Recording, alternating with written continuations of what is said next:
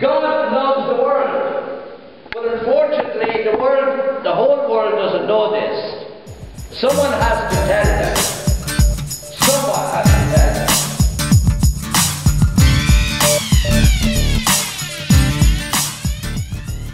I'm the Secretary General of the Vatican for the Holy Child Association worldwide. I travel constantly in Africa, in Asia, in South America.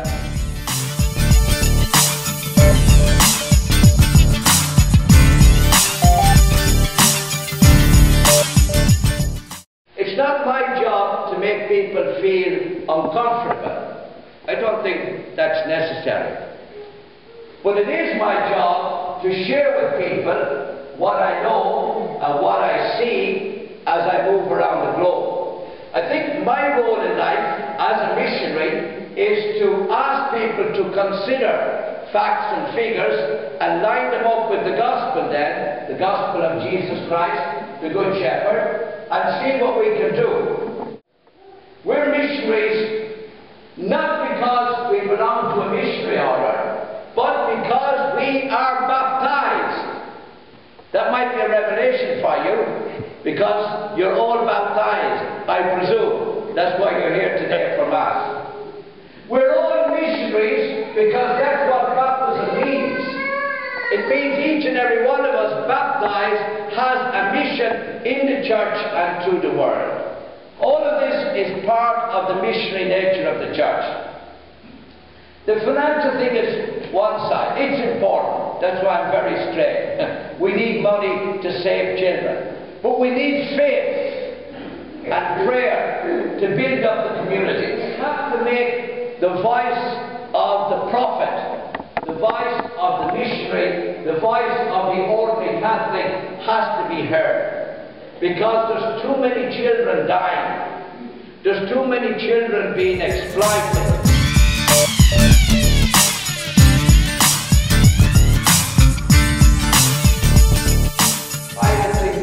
In northern Uganda, one of the areas that receives help from us. Children are still being kidnapped by Joseph Kony, this self-styled prophet that wants to take over Uganda. We've got a lot of locals around. He wants to rule Uganda according to the Ten Commandments.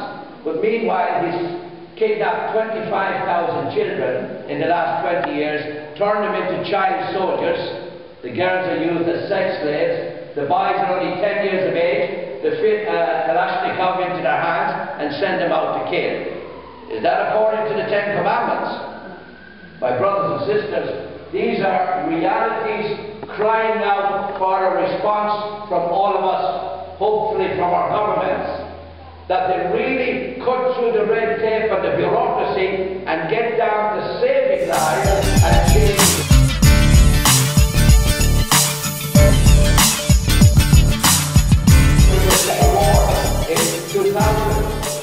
I couldn't travel outside Uganda, the capital. Everywhere was mined and there were checkpoints and all the rest of it. So that was okay because I was mainly in Rwanda to see the projects that we had with children who had stepped on anti-personnel mines.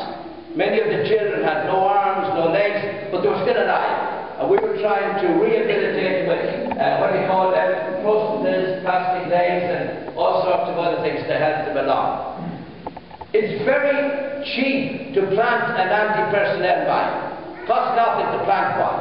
And it costs a fortune to get it up again. That's why so many people are working for this to take up all those mines that have been planted in Cambodia, the killing fields. But it costs a fortune to get these mines out of the ground. They've done their damage and they'll continue to do the damage if we don't get rid of those. But at least we try and look after the children as well. You know that the gospel is not just in the air, it's very much incarnated in Jesus Christ and in every child and adult that suffers unjustly throughout the world. We cannot be Christians or Catholics living in the air. We have to have our feet on the ground as Jesus did. Jesus knew the value of the child. Let the children come unto me. Don't stop them. Children have a lot to teach us. But it is the children especially that suffer when we have war, when we have abuse of all sorts.